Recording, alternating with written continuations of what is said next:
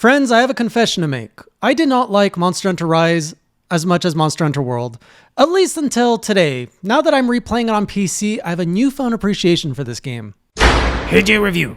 Welcome back, Classic Crew, to not a Monster Hunter journal. This is just a standalone video I wanted to make after picking up Monster Hunter Rise on PC, playing it there, and it's been an entirely different experience playing it coming from the old world games, Monster Hunter 3 Ultimate, which I've been playing, even dabbling in OG Monster Hunter, compared to my first experience of playing Monster Hunter Rise on Switch, fresh off of Monster Hunter World. So that's what I want to cover today. But before we do that, just like any hunt, we have to go through our box, make sure we have all the items ready for our hunt. We need to make sure we have all the items for our video. And so we've got our trusty Boxu sponsoring today's video. Once again, thank you to our sponsor. For those who aren't familiar, Boxu is a subscription box straight out of Japan that comes with premium snacks specifically. And it is a snack box I do enjoy, a snack subscription box I do enjoy receiving every month. Now, in this specific month, the first snack on deck are some Dango Mochis, which is perfect for a Monster Hunter Rise video. So I was so excited. I'm like usually not looking in these boxes. I haven't gone through this, but I want to see what look at these things. You get so many snacks. It's kind of ridiculous how many snacks they put in here. You get teas, salty snacks, sweet snacks.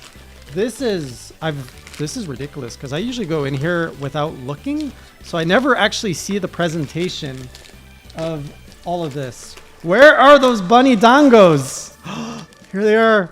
Here they are. We've got our own bunny dangos. I'm not going to sing the song, but I will taste this. You guys get a little sample of Hey J Eats, and then we're going to get back to the meat of this video, I promise. I think we take less damage with this dango.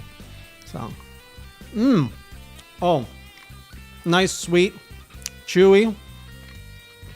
That is delicious. So, okay, if you want your own premium subscription snack box straight from Japan, it's shipped out of Japan every month, theme, you can use my code, which is HeyJ10, somewhere up on the screen, also in the description below. Sorry, I'm making a mess. So anyways, let's talk about Monster Hunter Rise. So let's walk you back. So I did not like Monster Hunter Rise, the demo, when I played it. As a newcomer, it was overwhelming, and I just couldn't get it.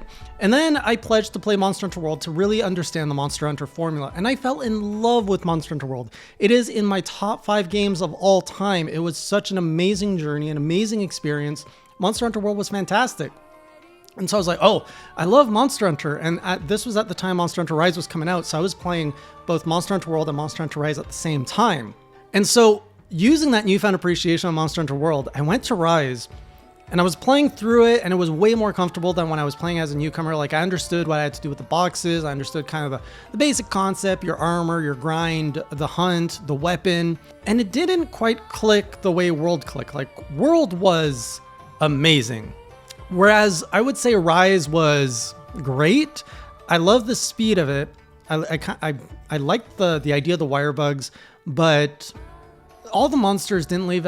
The biggest complaint I had with Monster Hunter Rise was the fact that the monsters didn't leave a great impression on me. And a lot of people seem to have stated that Monster Hunter Rise was too easy and it didn't offer that challenging experience that we all like from our monster hunts, where we have to overcome walls and stuff. It was just a lot easier, especially compared to World. Now, the hater is going to say, not the hater, but the defender is going to say, Monster Hunter Rise only has up to high rank so far. Give it some time. Sunbreak's going to come out. It's going to have its master rank / G rank, and the game's going to get a lot tougher. And we've also seen, since all of the initial rollout, we've gotten a lot of event quests, which I've heard are very difficult. I haven't dabbled in them yet, but I'm going to. So I left it like that. I put Monster Hunter Rise on the Switch down back in July. We are now in almost February of the following year. And since then, I've gone back to 3 Ultimate, and I've been spending the last few months playing Monster Hunter 3 Ultimate. And I have to say, the experience has been, it makes you appreciate a lot of things, because the formula is not so much about just go and fight a monster. It really puts a lot more emphasis on preparation, grinding out your materials, getting your item box loaded, managing your inventory, and making sure you have everything you need before you go on the hunt. And you could argue that while World and Rise have balanced it to make better quality of life improvements, to which I agree, but they might have dialed a little bit too far in one direction. So I'm in the 3 Ultimate mindset now. And when I went back to the PlayStation 2 Monster Hunter game, it didn't feel as drastic going from 3 Ultimate to the original Monster Hunter as it was going from World and Rise to 3 Ultimate. So that's the mindset. But now that Rise has come out on PC, I've revisited the game on PC, and I was blown away by quite a few things. I was having so much more fun, and I can break it down for you. So the first thing, I have to be like straight up with everybody. The tutorial and guiding, like I am now very familiar with the Monster Hunter mechanics, the menus and all that. Monster Hunter Rise definitely overloads you. As a veteran, there is so much stuff thrown at me. It's confusing if I don't want to sit there for hours reading all the stuff of things that I either know or that they're tweaking a little bit. So as a veteran, it's overwhelming. For a newcomer, it's ridiculously overwhelming. I could have never have gone into Monster Hunter Rise if it wasn't for the community help I got. So straight out the bat, they overdid it with tutorials on Monster Hunter Rise. It's too much for a new player. If they're trying to pull new players into Monster Hunter Rise, it's far too much. The next thing is the item management. And in Monster Hunter Rise, items are for the most part here more as a staple of the series than anything else. They've dialed everything far too easy where like you are constantly getting items. Literally, you pick up honey, you got some mega potions in your pocket. You don't even have to go to a mining spot and wait a whole minute for where like you got to do the 3 animations and slowly wait for everything. You just run up, punk, get your mine, and off you go. And to some degree, I think that is a good direction to go. But anytime you do something, it comes at the cost of something else. And again, if you're looking at Monster Hunter Rise as a newcomer, it throws so many items and there's so many things happening at once. It flies over your head. As a newcomer, you just don't get it. But as someone who understands what the formula was in 3 Ultimate and the items you needed and the combinations you needed to make the items, I now understand why I'm grabbing honey, I get a mega potion. I get that now, and I understand that the game is removing that hurdle so I can get to my hunts faster. But at that point, why are you even honoring the old system if you're going to make it so redundant? Like, you don't really need to spend much time in Monster Hunter Rise going into an expedition quest to gather, like, and I think you did to a certain extent in World, but in Rise, it's just dialed to the point. You don't need to do those expedition quests. And I'm not saying I love those expedition quests, but I think you can revisit the whole concept. And if you want to make Monster Hunter more mainstream and you want to make the item stuff faster, I think you need to overhaul the whole thing. Don't just take the roots of the franchise and basically fast forward the whole process to get you to hunt ready. Just streamline it in a way where maybe there is a gathering, I know there's a gathering hub, but like a gathering hub merchant, which is already doing all of this conversion for you so that you as a new player, you just know that, oh, I want my mega potions.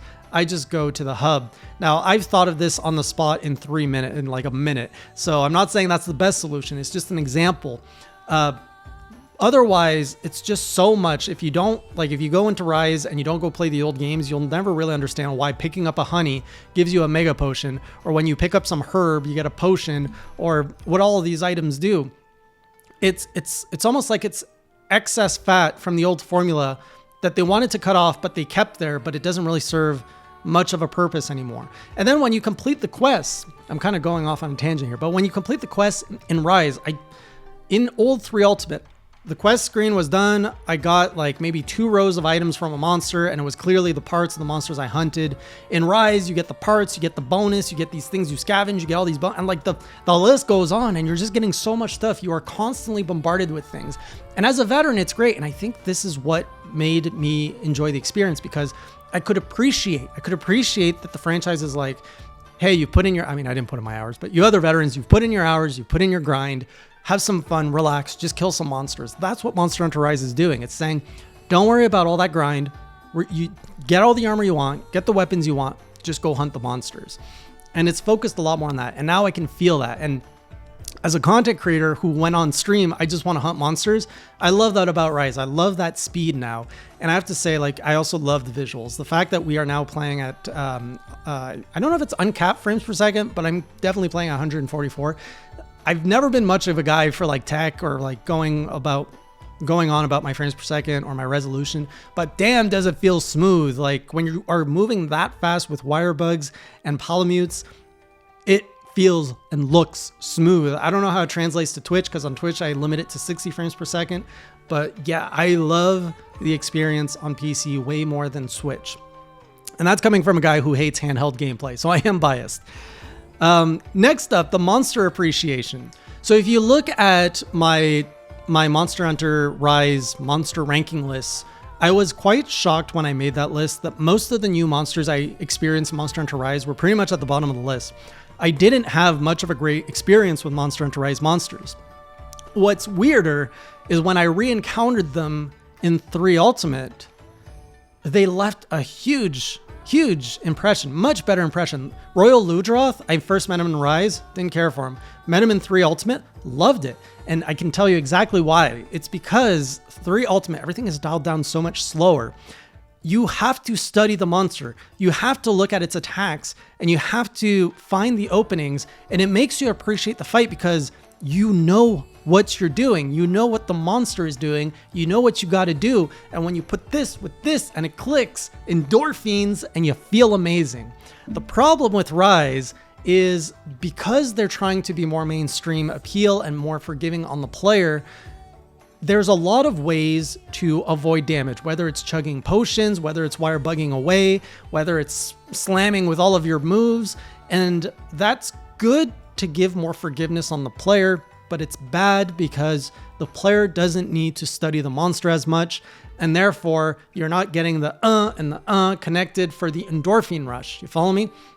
So the first time I met a Royal Ludroth, I knew how to wire bug. I knew how to use my switch axe. I'm like, banana snake, and I jumped on it and I whack, whack, whack. He hit me a few times, whack, and I just kept bouncing back because I had so many potions. I was able to upgrade my armor easily, and chug, chug, chug, and I blasted my way through him. And that is the story for most of the new monsters. I just blasted my way through them, not appreciating the dance. We all like to say the dance, but we don't appreciate the dance.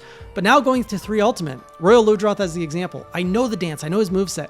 And so when I'm going to Rise, I can appreciate it because I recognize the dance. I'm like, oh, he's going to do this, he's going to do this. But now everything's faster, I can move faster.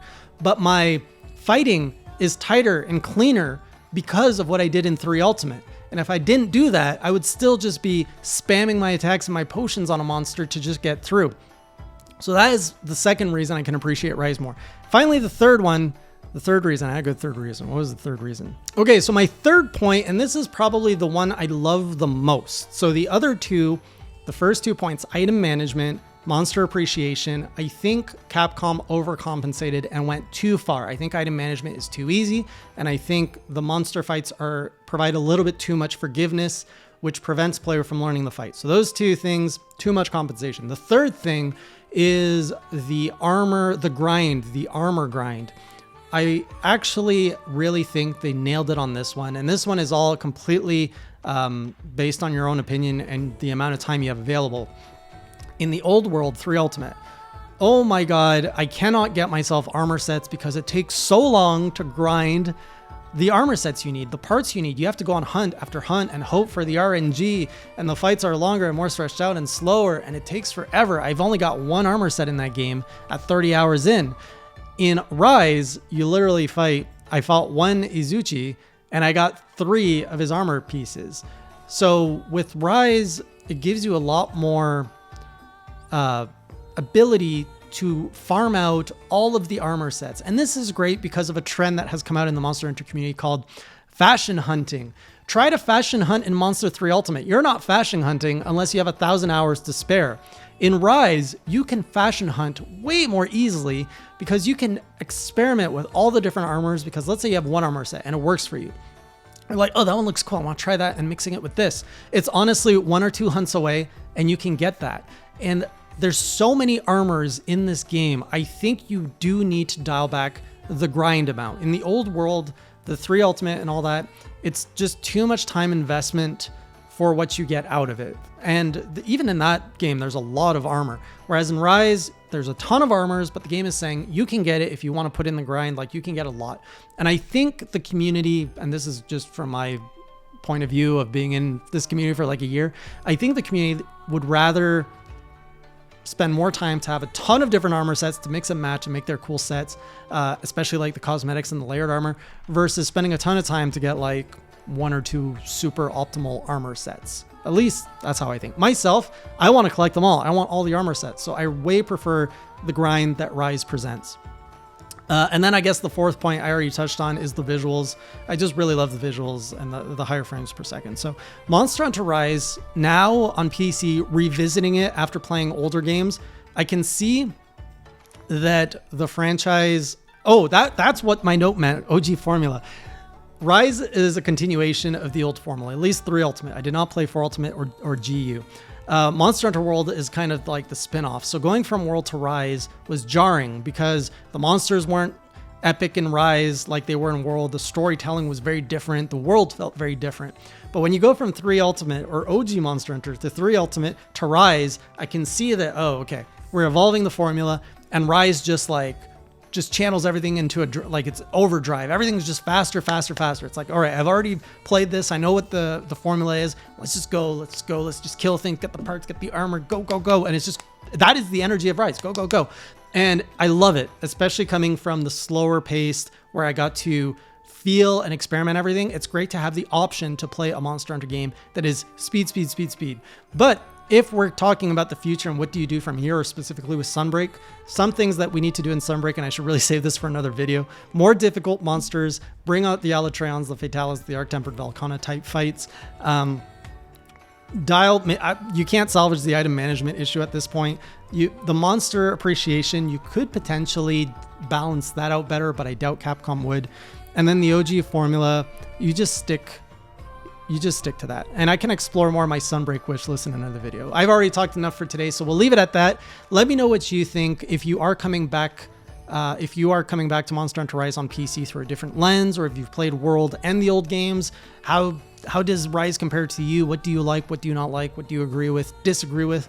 Let's have a conversation. I'll read your comments in the comments below. And until the next video, keep it classy.